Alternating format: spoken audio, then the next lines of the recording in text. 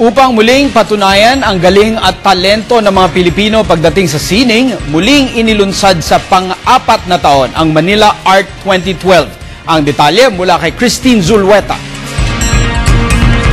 Hindi maikakaila ang likas na talino at talento na meron tayong mga Pilipino.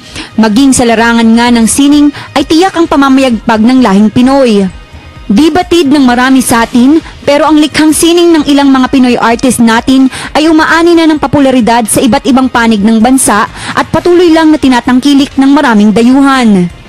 Kamakailan nga lang, ay umani ng papuri ang Pinoy artist na si Ronald Ventura nang maibenta ang painting niya sa halagang 8,420,000 Hong Kong dollars o 46.9 million pesos sa isang auction na ginanap noong April 4 sa Hong Kong. Kaya naman, bilang pagsuporta sa ating mga Pinoy artist at upang mas pag-igtingin ang kanilang impluensya sa larangan ng sining at kultura na siyang magbibigay ng bagong pagkakakilanlan sa Pilipinas, ay inilungsad sa ika-4 na pagkakataon ang Manila Art 2012 sa pagtutulungan ng National Commission for Culture and the Arts o NCCA at Bonafide Art Galleries Organization o BAGO.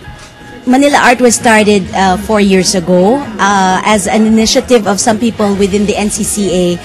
The purpose really is to put it bluntly, to compete with other international events wherein Filipino artists are featured. We wanted to have an event which is homegrown right here on our doorstep to promote the Filipino artists.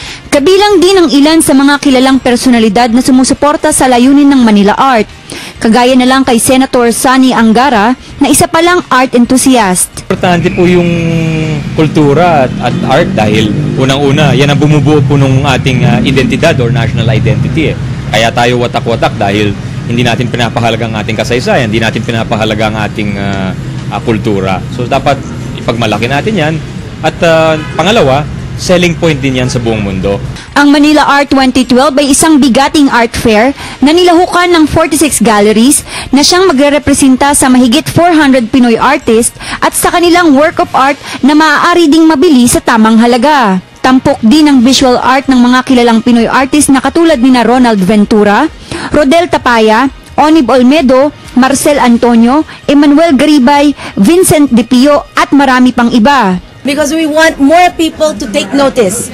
We want to expand our audience. And this is really what we hope to do in years to come. We want this to be an annual thing that international visitors could say, oh, October, which is when Manila Art takes place, is art season in the Philippines. Ang Manila Art 2012 Art Fair ay isang 5-day event na gaganapin sa SMX Convention Center sa darating na October 2 hanggang October 6. Para sa Telebisyon ng Bayan, Christine Zulueta.